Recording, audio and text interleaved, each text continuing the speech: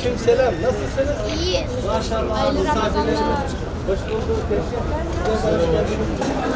Selamun aleyküm. Hoş geldiniz. Abiler hoş geldin. Nasılsın? Lütfen rahatsız olun. Lütfen. Hoş geldin toprağımıza. Teşekkür ederim. Afiyet olsun. Allah kabul etsin. Efendim hoş geldiniz. Hoş geldiniz. Allah kabul etsin. Afiyet olsun. Nasılsınız? Sokağa geliyorum camiye. Camiye sık sık geliyorum. Camiye sık sık geliyorum. Asra ulan filan. Ne kepçe? Afiyet olsun. Teşekkür ederim. Hoş geldin. Gel annem gel tatlına gel. Allah kabul etsin. Getir annem. Dikkat et.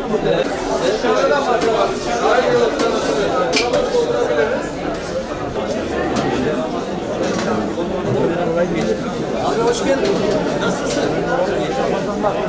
Değerli ilçe başkanımla Battalgazi Belediye'mizin bu sene iftar programı yapmış olduğu İtfaiye Kavşağı'nda hizmet lokantasındayız. Ramazan boyunca burada hizmete başladık. Artık çadırlar nasıl ki taziye evlerinde çadır yakışmıyor dedik. Bunun için taziye evlerine geçtik. İftarlarımızda artık çadırlar gerçekten sağlıklı olmayan koşullar. Soğuk oluyor, bazen yağmurlu oluyor. Sobası, dumanı derken sağlıksız ortamda biz misafir ağırlıyorduk. Bu sene bütün belediyeleri biz çadıra son verdik ve böyle güzel mekanlarda misafirlerimizi ağırlıyoruz.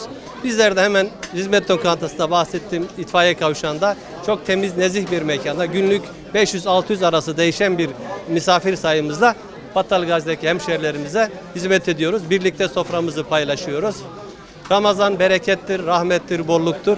İnşallah Rabbim bu rahmetinden, bereketten hepimizi nasipdar eylesin. Son 10 güne girdik. Bütün coşkusuyla Battalgazi'de teşkilatımız, belediyemiz birlikte Ramazan'ı sonuna kadar, iliklerine kadar hissederek yaşıyoruz. Hemşehrilerimizi yaşatıyoruz. Çalınmadı kapı, girilmedi sokak bırakmıyoruz. Sıkmadık el bırakmıyoruz. Yardıma ihtiyacı olan bütün ailelerimize teşkilat ve belediyemiz el ele vererek her sokağımızda hemşehrilerimize ulaşıyoruz. İhtiyaç sahiplerimizi tespit edip ihtiyaçlarını gideriyoruz. Bunu yaparken de sağ elin verdiğini sol el görmeyecek anlayışıyla yapıyoruz.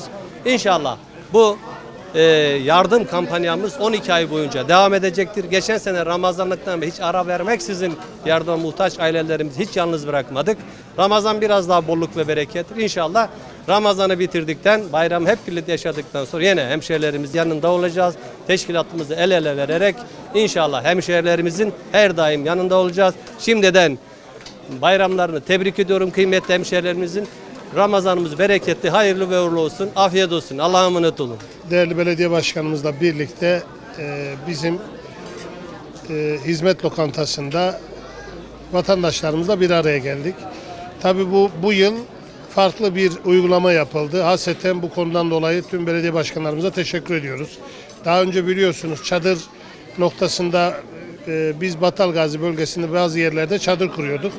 Çadırın soğuk sıcak bölgesi bazen yağmurlu olduğu zaman vatandaşlarımız ve bizler de sıkıntı çekiyorduk.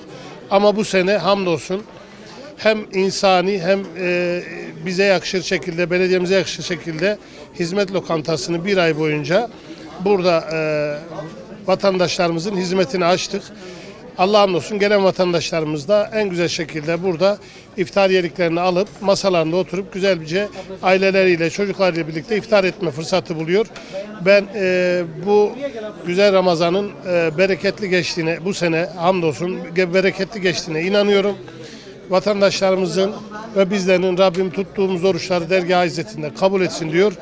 Rabbim bizleri bayrama ulaştırsın diyorum. Hepinize saygı, sevgi, hürmetler sunuyorum.